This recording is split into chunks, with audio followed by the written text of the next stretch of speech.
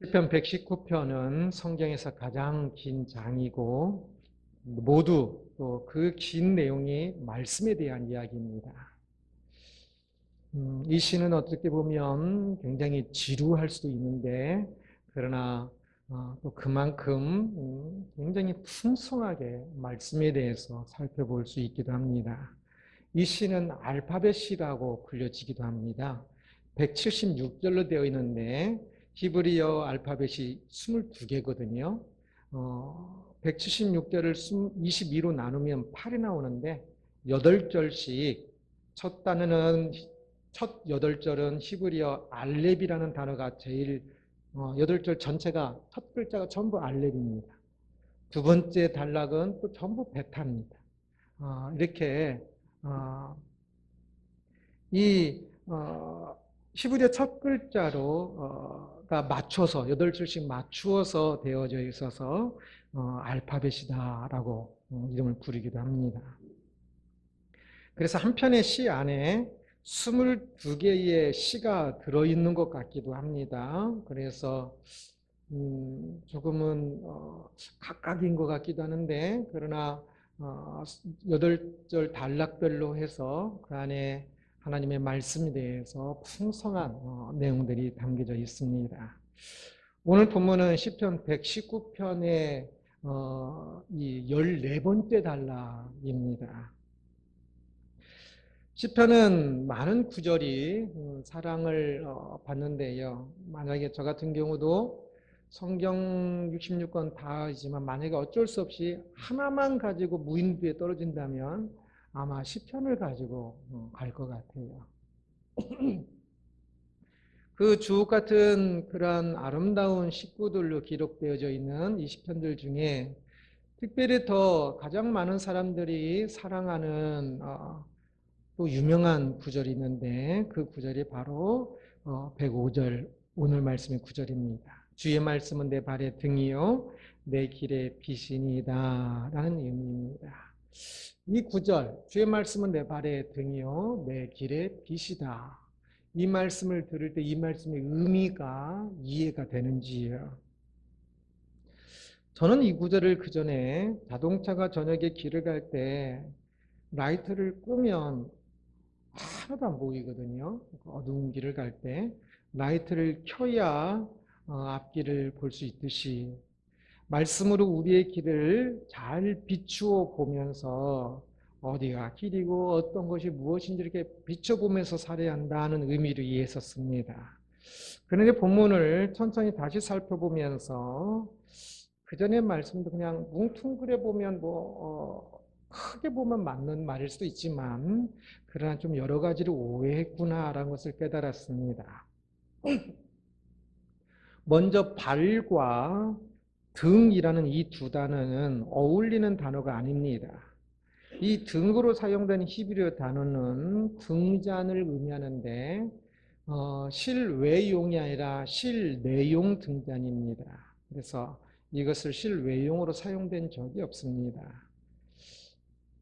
발이라는 것은 밖을 걸어 다닐 때 사용하는 거지요. 밖을 걸어 다니는 발과 그러나 실내에서 사용되는 등잔을 같이 사용하고 있는 것을 볼 때 약간 조금 안 맞는 것처럼 보일 수가 있습니다. 이 등은 실외용으로 사용하면 이 환한 것 그것보다도 이 등을 들고 갈 때 기름이 이렇게 이 등은 낮고 그 깊이가 낮고 위에가 이렇게 넓은 그런 모양의 등잔이거든요. 그래서 이것을 들고 갔다가 들고 갈 수도 없고 들고 갔다가는 기름이 엎어져서 제로 걸을 수가 없기 때문에 이거 들고 가면 이거 신경 쓰느라고 오히려 더 넘어질 겁니다. 그런데 왜 이 발과 이 등잔을 같은 곳에 사용했을까라고 생각해 볼 수 있는데 아마 그것은 이 발과 길이라는 것이 발도 길도 문자적으로 사용하기도 하지만 더 많은 경우는 인생이라는 의미로 상징적으로 사용할 때가 많은데 오늘 본문에서는 행여나 발이나 그런 길로 착각하지 말고 이것은 인생을 의미하는 것이다. 상징하는 것이라는 것을 바로 알아차리도록 하기 위해서 이 등잔을 사용한 것으로 보입니다. 이 등잔은 이라는 이로 번역된 이 단어는 제일 많이는 성막이나 성전의 등잔 있지요. 등잔대에 이렇게 위에 올려놓는 그 등잔을 이야기합니다. 그래서 그 의미로 성경에서 가장 많이 사용하고 있고요. 그리고 다른 곳에 사용할 때는 보통 이제 사람의 생명, 성전의 등잔에서 다 확장되는 의미인 것 같습니다. 사람의 생명, 또 하나님, 그런 것들 또는 생명 그런 의미로 사용되어집니다. 보통 그래서 은유적으로 사용되는 단어입니다. 성전에 그 등잔불이 계속 켜 있어야 했는데 그것은 하나님의 임재를 상징하는 것으로서 오늘 본문도 그래서 이 등잔은 하나님의 임재를 의미하는 것으로 이해하는 것이 맞습니다. 그래서 이 구절을 직역하면 주의 말씀은 내 발의 등이요 내 길의 빛이니이다 라고 할 수 있지만 이것을 의역을 한다면 의미를 살려서 번역을 한다면 주의 말씀은 나의 삶의 하나님의 임재의 방식입니다. 하나님의 임재입니다 라고 번역할 수 있습니다. 그렇습니다. 주의 말씀이 있는 곳에 하나님의 임재가 있고 주의 말씀이 없는 곳에 하나님의 임재가 없습니다. 주의 말씀이 있는 곳에 하나님의 임재가 있습니다. 우리들이 사람이 그냥 있는 것처럼 하나님의 임재가 있습니다. 주의 말씀이 있으면 하나님의 임재를 엉뚱한 곳에서 찾는 사람들이 있습니다. 그러나 하나님의 임재는 하나님의 영광이 드러나는 그곳에 하나님의 임재가 있으니까 하나님의 영광이 드러나는 것이고 하나님의 나라가 이루어지고 있는 그곳은 하나님께서 계시니까 하나님 나라가 더욱더 확장되어지는 것이고 하나님의 기뻐하신 뜻이 이루어지는 그곳에는 하나님께서 임재가 계셔서 하나님의 기뻐하신 뜻이 이루어지고 있는 것입니다. 그래서 말씀이 있을 때 하나님의 임재가 있는 것입니다. 말씀을 읽고 묵상하고 순종할 때 하나님의 임재가 있습니다. 사람들은 많이 눈에 보아야 그 사람이 이곳에 있다라고 생각하는 것이 너무 익숙해서 눈에 보이지 않는 하나님이기 때문에 하나님이 없는 것처럼 생각하기 쉬우나 그러나 하나님의 말씀이 있는 곳에 하나님께서 특별히 임재합니다. 눈에 보이는 우리가 어떤 육체로 특별히 존재하는 그것보다 더 확실하게 하나님의 임재가 있습니다. 하나님께서 나를 인도하시는 것, 사람들이 믿음에 대해서 이야기하는데 나도 하나님을 조금 보았으면 좋겠다라고 생각한 적이 있는지요?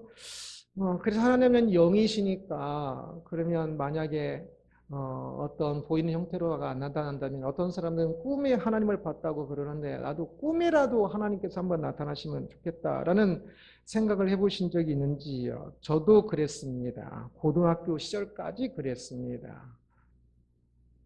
그래서 그때는 하나님을 보는 것을 더 사모하기도 하고 조금은 특별한 어떤 것들을 더 찾았기도 했었습니다. 특별히 그때 고등학교 3학년 때는 어떤 대학을 선택해야 할지 때문에 굉장히 고민이 많았었는데 그래서 하나님께서 꿈에 나타나셔서 그냥 한 번만 석환아 너는 이 대학을 가라 라고 말씀하시면 속 편하게 진짜 속 편하게 그 대학을 선택하고 갈 수 있었을 것 같은데 저는 1년 내내 기도했는데 한 번도 꿈에 나타나셔서 하나님께서 이렇게 하라 안 하셨습니다. 다른 것들은 꿈에서 보기도 했거든요 많이. 그런데 그것은 안 알려주셨습니다. 그래서 한 번만이라도 하셨으면 얼마나 좋을까라고 생각을 했었는데요. 그러나 대학교에 이제 들어가서 하나님의 임재를 조금 더 알게 되면서 그러한 생각들은 싹 바뀌었습니다. 그래서 그 이후부터는 하나님께서 꿈에 나에게 말씀하시는 것보다 더 분명하고 더 실제적으로 하나님의 임재 속에 산다는 것을, 풍성하게 산다는 것을 알게 되었습니다.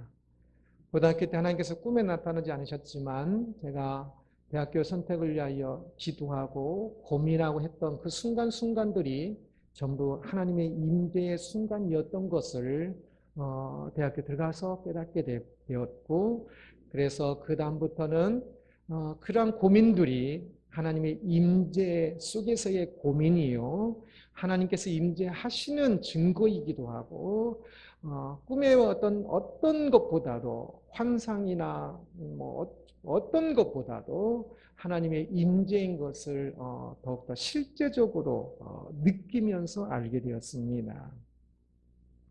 꿈에 말씀하시는 또는 환상에 말씀하시는 하나님의 임재는 하나님의 임재의 지극히 작은 방식입니다. 하나님께서 나에게 꿈에 말씀하신 적이 있으신지, 어떤 사람은 지금까지 신앙생활하면서 옛날에 한번 말씀하셨대요. 그래서 그거 하나 붙잡고 신앙생활하는 사람이 있어요. 안 됩니다. 하나님께서 꿈에 그래 석하나 너 대학 이 대학에 가, 아니면 꿈에는 보통 이렇게 말씀하시고다 뭐 이렇게 보여주는 것이 있는데, 그 두 대학 중에 어떤 한 대학의 정문을 보여줘가지고 그 대학을 선택하는 것으로 될 수도 있을 것입니다. 그러면 좀 더 신기한 것 같기도 하지요. 그러나 그것도 하나님의 그 임재의 방식이긴 하지만 말씀보다 더 중요한 방식은 아닙니다. 하나님의 임재는 하나님의 계시라고도 이야기할 수 있는데, 그 일반 계시와 특별 계시가 있다고 그랬지요. 일반 계시는 상식으로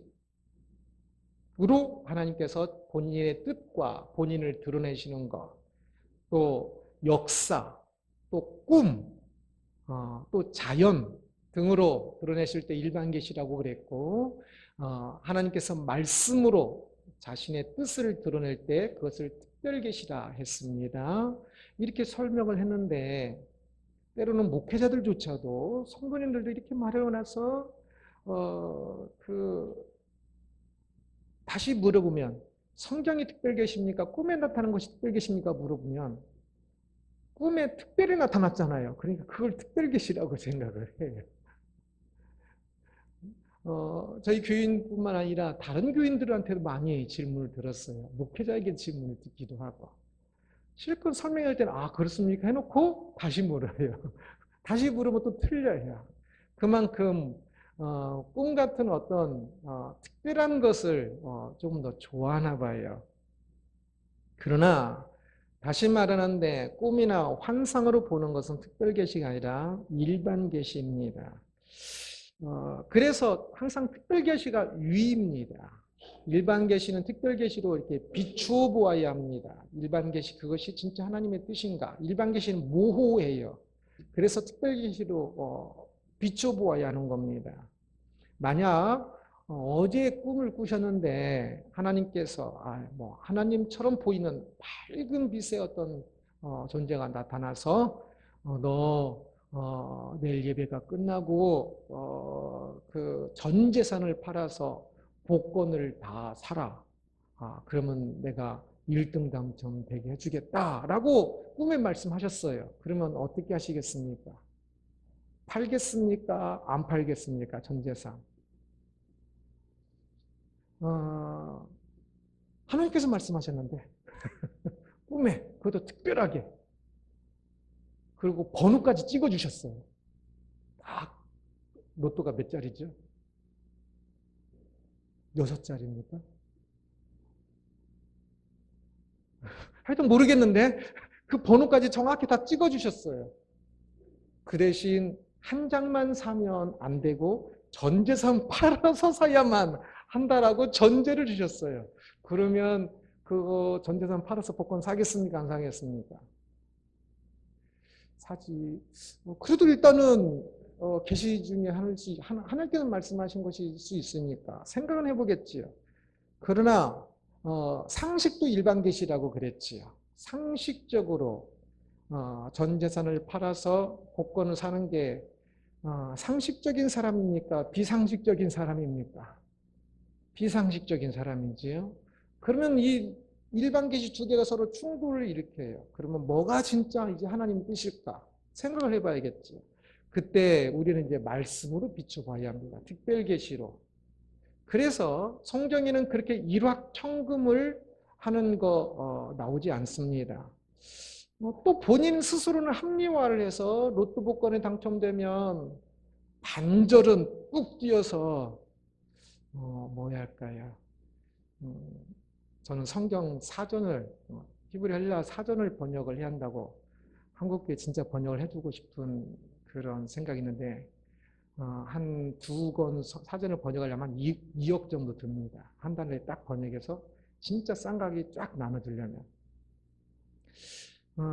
저에게 그러면 목사님이 저런 생각을 가지고 있는데 내가 2억을 띄어서 목사님에게 딱 줘서 진짜 한국교회 히브리 헬라어 좋은 사전을 목사님들에게 싹 나눠주고 나머지 18억 정도, 20억대가 18억 정도는 내가 이렇게 좋은 일에 또 쓸 거야. 이렇게 좋게 합리화하면서 그러니까 하나님께서 나에게 주신 거야 라고 생각할 수도 있지만 그러나 성경은 결코 선한 일이라고 하더라도 그런 식으로 되는 경우가 거의 없습니다. 그래서 최종적인 판단으로는 복권을 사지 말아야 합니다. 하나님께서 꿈의 번호 알려주셨는데 잊어버리십시오. 그것은 막 빛이 나면서 말씀하셨다고 그분이 하나님인 거 아닙니다. 그래서 하나님의 임재는 꿈이나 어떤 것보다도 말씀이 우선입니다. 어떤 사람은 말씀으로 이제 또 하나님께서 인도하시는 것을 이야기하는데 그것조차도 점쟁이처럼 사용하는 사람이 있습니다. 가게 자리를 얻으려고 하는데 두 군데 좋은 자리가 나왔어요. 그래서 오늘까지 결정을 해야 돼요. 그런데 오늘 말씀을 큐티를 하다가 읽다가 그 읽은 말씀에 동쪽으로 가는 이야기가 나왔어요. 그러니까 그래 하나님께서 이것이 오늘 나에게 주신 말씀이야. 그래서 오늘 저 두 개의 가게 중에 동쪽에 더 가까운 쪽을 선택하라고 하시는 것인가 보구나 라고 생각을 한다면 그것은 맞을까요? 틀릴까요? 말씀으로 인도하시는 것 같지만 그것은 말씀으로 인도하는 게 아니에요. 말씀으로 인도한다는 것은 그 말씀의 의미를 내로 아는 것이지 말씀의 그 단어를 사용하고 그 문장을 사용했다고 해서 말씀으로 인도하는 게 아닙니다.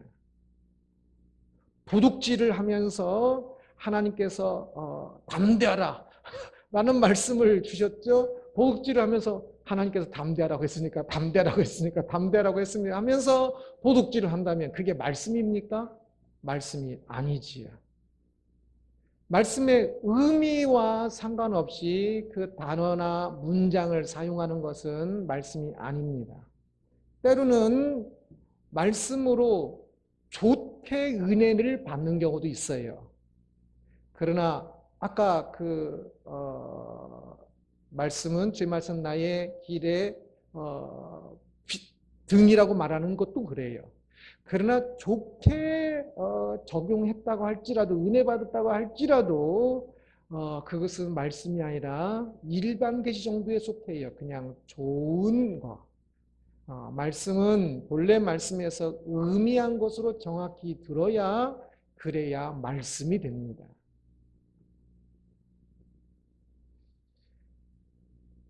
그러기에 우리는 우리의 삶에 하나님의 뜻, 하나님의 임재, 하나님의 동행이 있기 위해서는 말씀이 있어야 합니다. 말씀이 없는 삶 또는 말씀을 자신 멋대로 사용하는 것 등은 모두 하나님의 말씀이 없는 것이고 하나님의 임재가 없는 것입니다. 진짜 하나님과 동행하기를 원한다면 하나님의 그 말씀이 본래 의미한 대로 말씀을 읽고 듣고 묵상하고 순종하는 사람이 되어야 하는 것입니다. 하나님의 임재 방식에 대해서 조금 더 생각해 보고자 하는데, 이 하나님의 임재 방식에 대해 생각하기 위해서 이 등잔이라는 비유를 조금 더 살펴보고자 합니다. 등잔은 그 주변을 밝히는 것입니다. 어떤 한 방향, 그 자동차의 라이트처럼 어떤 한 방향이 아니라 그 주변을 밝힙니다. 주님의 임재는 우리 삶의 어떤 생각이나 행동, 하나 구체적인 어떤 것만이 아니라 우리의 삶 전체에 포괄적으로 임재합니다. 방 안에 등잔을 켜놓으면 방의 어떤 부분만 가리키는 것이 아니라 방 안 전체를 비추는 것처럼, 빛이 없는 밖은 참으로 어둡지만 빛이 있는 방은 전체가 환합니다.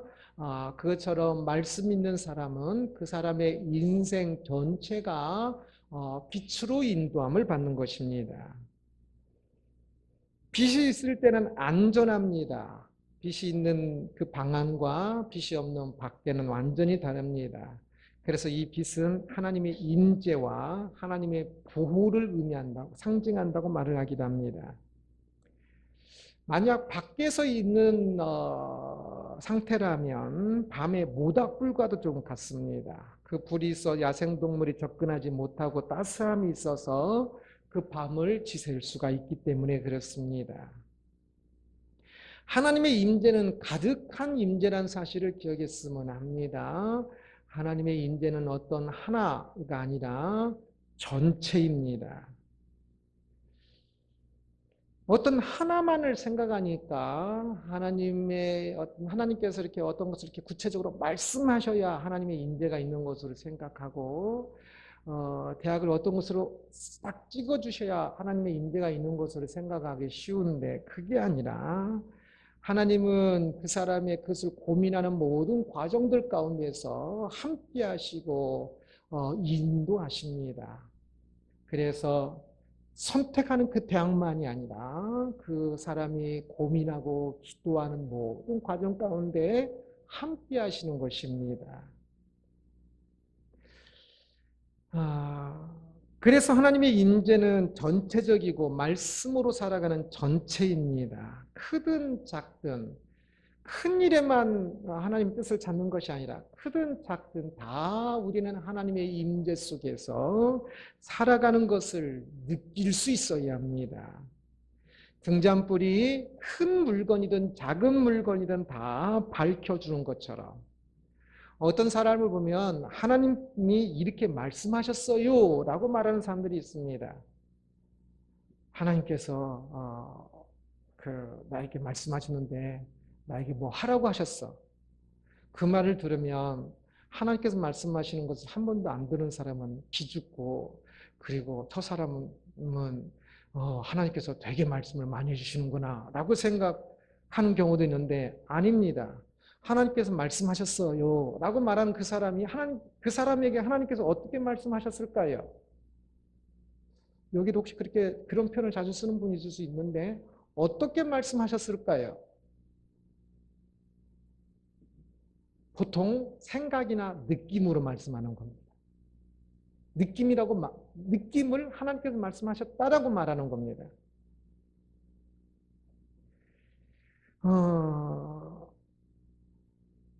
그런데 거기서 더 중요한 것은, 그렇게 하나님께서 말씀하셨어요 라고 말할 때 그분이 느끼고 생각한 그것만 하나님께서 말씀하셨어요 라고 말하는 것이지요.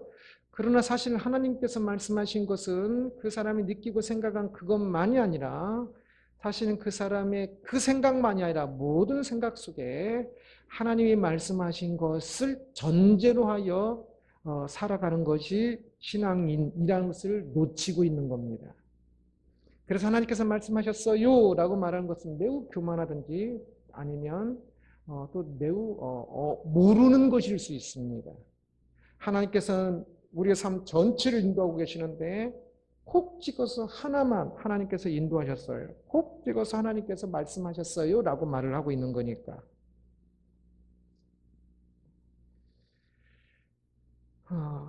중요한 것은 우리는 모든 순간순간들이 하나님의 임재 가운데 사는 것입니다. 그러기에 어떤 것만이 아니라 우리의 모든 것이 하나님의 임재 가운데 살아가고 있음을 아는 것이 중요합니다.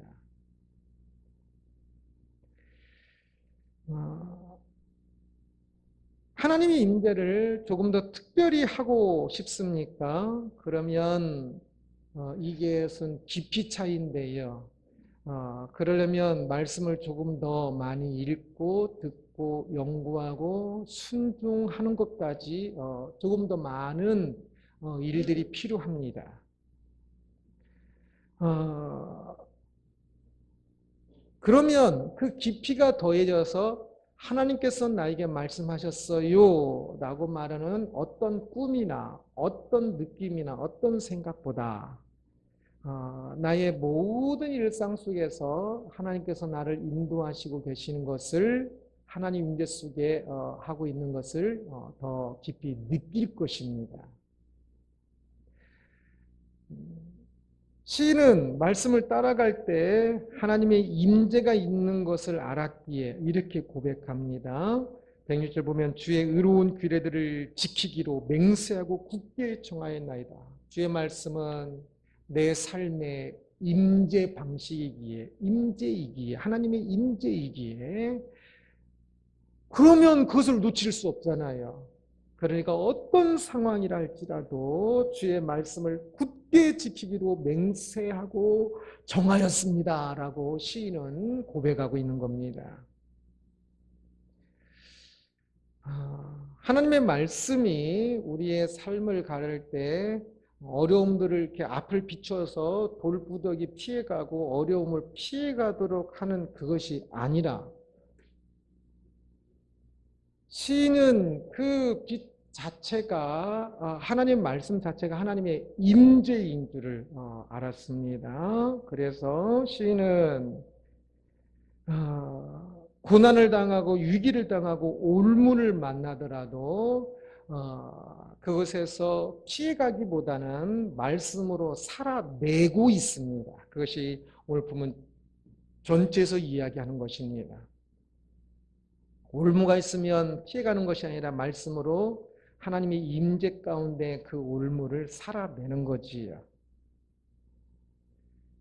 하나님의 임재로 가난을 피해가고 전쟁을 피해가고 어떤 것을 피해가는 것이 아니라 하나님의 말씀으로 하나님의 임재로 그것을 이겨가는 것입니다. 살아내는 것입니다. 그래서 지금 우리들의 삶은 하나님의 임재가 없어서 가난하거나 어떤 어려움이 있는 것이 아니고 사실은 그곳에서 하나님의 임재를 느끼지 못하고 그것을 살아가는 것이 문제이지 어려움이 있는 것이 문제가 아닙니다. 말씀으로 하나님의 임재가 있고 우리는 하나님의 임재가 있어도 바뀔 것 없습니다. 그렇게 하나님의 임재 가운데 지금 살아내면 하나님의 임재가 있으면 그것으로 충분한 겁니다. 하나님의 임재가 가장 큰 것이니까. 그래서 참으로 바라기는 우리 삶의 모든 부분이 바로 그 하나님의 임재를 더 깊이 느끼고 아는 삶이 될 수 있도록 그러기 위하여 더더욱더 말씀을 읽고 듣고 연구하고 또 묵상하고 순종하는 것이 매우 중요합니다. 쉽게 가려고 하니까 그냥 아무것도 안 해도 꿈 한 번 꾸면 되니까 환상 한 번 보면 되니까 쉽게 가려고 막 이상한 것을 찾아다니는데 아닙니다. 그 인격과 인격이 만나면 그렇게 결코 쉽지 않습니다. 사람이 사람을 아는데도 시간이 필요하고 계속적인 대화가 필요하듯이 우리는 계속적으로 말씀과 기도로 하나님과 깊은 대화들을 해야 하는 것입니다. 하나님의 말씀을 아는 것이 그 하나님의 임재에 더 충만한 임재를 누리는데 매우 필요합니다. 어떤 사람은 알기만 하면 뭐해 행동이 없는데라고 이야기하면서 말씀을 읽고 묵상하고 연구하는 것을 소홀히 하는 사람도 있지만 그것은 아주 어리석은 것입니다. 그렇습니다. 조금 더 알기는 아는데 행동이 없는 사람도 있어요. 분명히 있어요. 그렇지만 그렇게 말하는 사람은 아는 것도 없는 겁니다. 그리고 행동은 아는 것에 넘어서 행동할 수는 없어요. 그것은 맹신이 되는 겁니다. 그래서 행동은 아는 것 안에서 이루어지는 겁니다. 그러기에 말씀을 더 많이 알아야 합니다.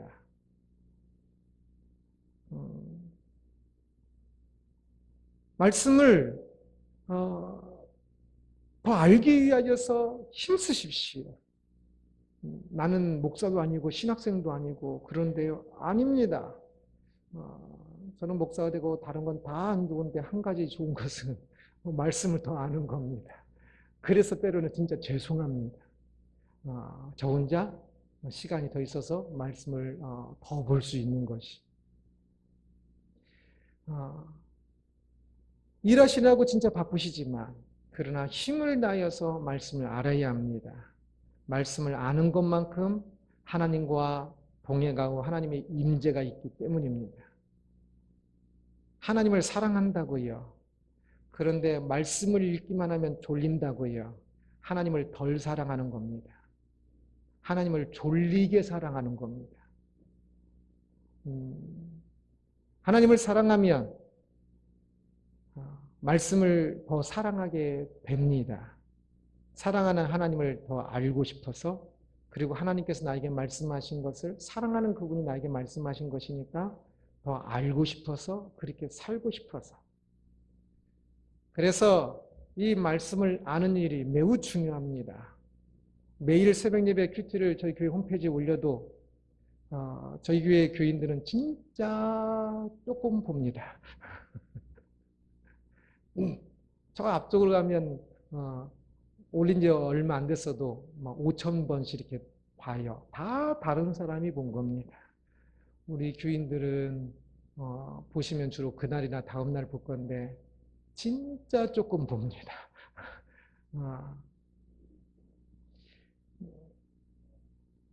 말씀을 매일매일 알아가는 것을 결코 소홀히 하지 마십시오.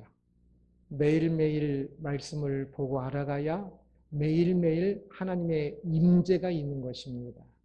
하나님의 임재 없이 사는 것은 진짜 무의미한 삶이 됩니다. 말씀으로 임재라는 제목의 말씀을 살펴보았습니다. 하나님께서 말씀으로 그 백성 가운데 임재하신다는 것을 보았습니다. 그 임재는 방 하늘을 밝히며 방 안 전체에 빛이 가득한 것처럼 우리의 삶에 가득한 임재라고 그랬습니다. 말씀이 우리의 삶의 모든 부분을 비추는 것이고 그리고 그래서 모든 부분을 비추는 만큼 모든 부분에서 하나님의 임재가 있는 것입니다. 우리가 말씀을 조금 할 때도 우리는 조금은 하나님의 말씀에 따라 살고 조금은 내 멋대로 사는 것이 아니지요. 신앙이 됐을 때는 전제가 모든 것이 하나님께서 내 안에 주인이고 나는 모든 것을 하나님을 사랑하고 이웃을 사랑하기 위하여 살 것입니다 라고 고백하고 시작을 하는 겁니다. 그래서 이 믿으면 어떤 한 방향만이 아니라 내 삶 전체가 항상 전체가 하나님의 임재 가운데 하나님의 뜻을 이루기 위하여서 살고 있다는 것이 전제입니다. 그래서 전체가 비추는 겁니다. 아직 몰라서 그럴 뿐이지, 내가 아는 한에 있어서는 무엇을 하든지 이것은 지금 하나님의 영광과 하나님 이웃을 사랑하는 것으로서 이렇게 하는 것입니다. 숨을 쉬는 것부터 모든 것이 그런 고백이 믿음의 시작입니다. 어떤 것 하나도 하나님의 임재 없이 있는 것이 아니요. 임재 없이 있는 것은 없습니다. 그런데 이제 우리는 조금 더 또한 그러나 하나님을 사랑하고 이웃을 사랑하고 해놓고도 실제로는 무지해서 또는 그때 순간 넘어져서 못할 때들이 있어요. 바로 그것이 이제 말씀을 더욱더 계속 읽고 묵상하고 순종함으로 그 부분들이 해결되어지고 이제 하나님 그 임재가 깊어지는 것입니다. 이 깊어짐이 있어야 합니다. 그래서 우리는 말씀을 매일 읽으면서 깊어져야 합니다. 매일 읽으면서 하나님을 알아가면 눈에 보는 것보다 훨씬 더 선명할 겁니다. 마치 예나가 어디 갔지? 예나가 그 미국에 가 있을 때 요즘은 그 카톡으로 깨톡 하면서 이렇게 문자가 오고 또 영상 통화를 하지 않습니까? 영상 통화를 하니까 어떤 때는 한국에 있는 것보다 통화를 더 많이 하는 것 같아요. 그래서 미국에 있다는 생각이 별로 안 들어요. 계속 통화를 하고 계속 문자를 하니까. 안 하니까 하나님 말씀을 안 읽으니까 하나님의 임재를 느끼지 못하는 것이지, 하나님 말씀을 읽으면서 하나님 마음을 깨달으면 가슴 벅차게 깨닫기 시작하면 말씀이 꿀보다 달다는 것이 더욱더 하나하나 더 느껴지기 시작하면 말씀을 읽다가 감격해서 혼자 눈물 흘리면서 기도하다가 다시 또 읽고 하면서 그 말씀 속에서 하나님께서 인도하신 것을 깨닫기 시작하면, 그러한 일들이 있기 시작하면 참 하나님께서 나와 함께 내 삶의 모든 분에 임재하신다는 것을 어찌 모르겠습니까?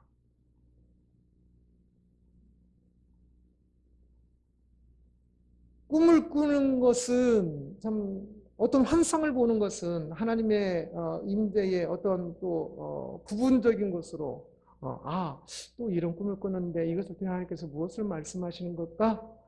라고 더 풍성해지겠지요. 그러나 그것에 매달리지는 않겠지요. 왜? 특별 계신 말씀으로 항상 하나님 말씀을 분명하고 매우 실제적인 그 말씀을 들으니까, 그리고 그 말씀 가운데 살고 있으니까 내가 이 대학을 선택하든 저 대학을 선택하든 하나님 말씀 안에서 선택하기 때문에 자유가 있고, 하나님 말씀에 따라 살기를 원하는 전제와 말씀을 따라 살고 있는 그것이 있기 때문에 무엇을 선택하든 그것은 하나님의 기뻐하시는 뜻이 됩니다. 꿈에서 본 것보다 더 정확하게.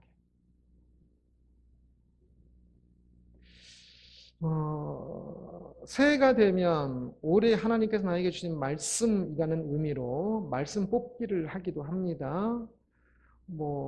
그럴 수도 있다고 생각을 해요. 그런데 뽑은 그 구절이 올해 나에게 주시는 하나님의 말씀이다 라고 생각한다면 그것은 거짓말입니다.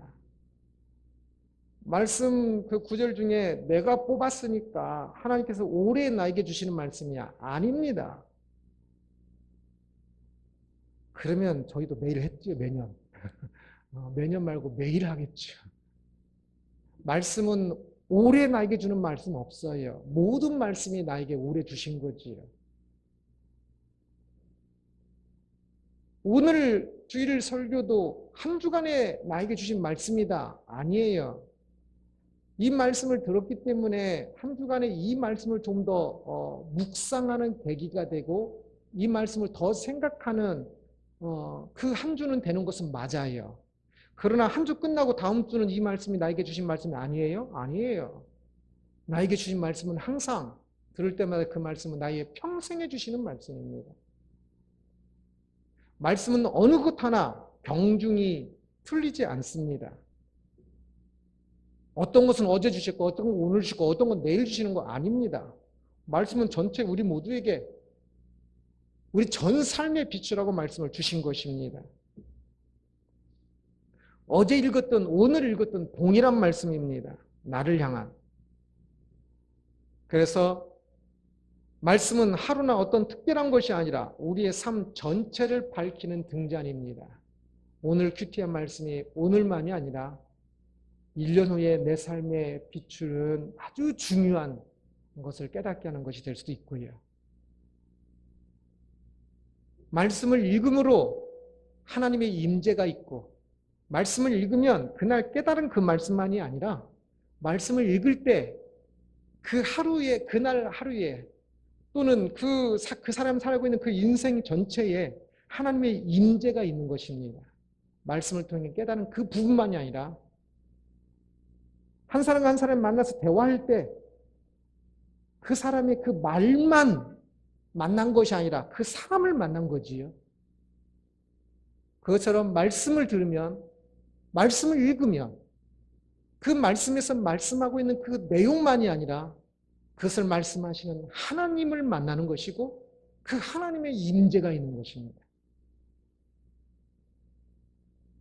더 나아가 대화할 때 그 사람의 그 대화 내용을 통해 또 깨달음으로 인 것처럼 말씀을 통하여 무엇인가를 또 더 깨닫게 된다면 더욱더 깊이 그 하나님과 하나님의 임재를 느끼는 것이 되는 것이고요. 임재가 있는 것이 되는 것이고요. 참으로 바라기는 말씀을 통하여 하나님께서 우리 가운데 임재하시는데 말씀이 더욱더 풍성하여 하나님의 임재가 우리 가운데 더 풍성하기를 소원합니다. 나는 왜 이렇게 믿음이 없는 줄 몰라. 그것은 분명히 말씀을 안 읽고 있으니까 그럴 겁니다. 말씀을 읽어도 내 멋대로만 해석을 한다든지.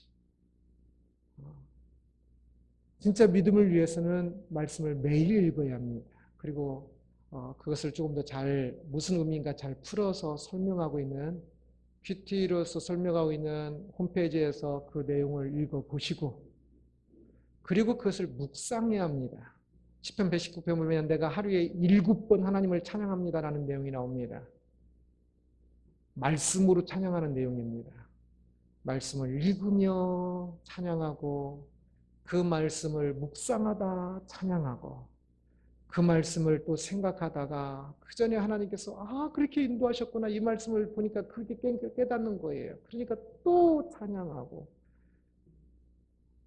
기도하다가 또 찬양하고 잠자기 전에 또 뒤돌아보면서 그 말씀을 생각할 때 가슴 벅차가지고 또 일어나서 찬양하고 그래서 밤중에 일어나 찬양하는 내용도 나와요. 시편 119편에 보면. 그렇게 말씀을 통하여 하나님의 임재가 우리 가운데 가득하고 풍성할 수 있는데 그 말씀을 너무 덮어놓고 믿다 보니까 하나님의 임재가 없는 항상 추상적이고 항상 막연한 하나님과의 동행이 되는 경우가 많은데 참으로 바라기는 말씀을 통하여 참 구체적이고 실제적으로 그 하나님의 풍성한 임재 속에 사는 우리들이 되기를 주님의 이름으로 축원합니다. 기도하겠습니다.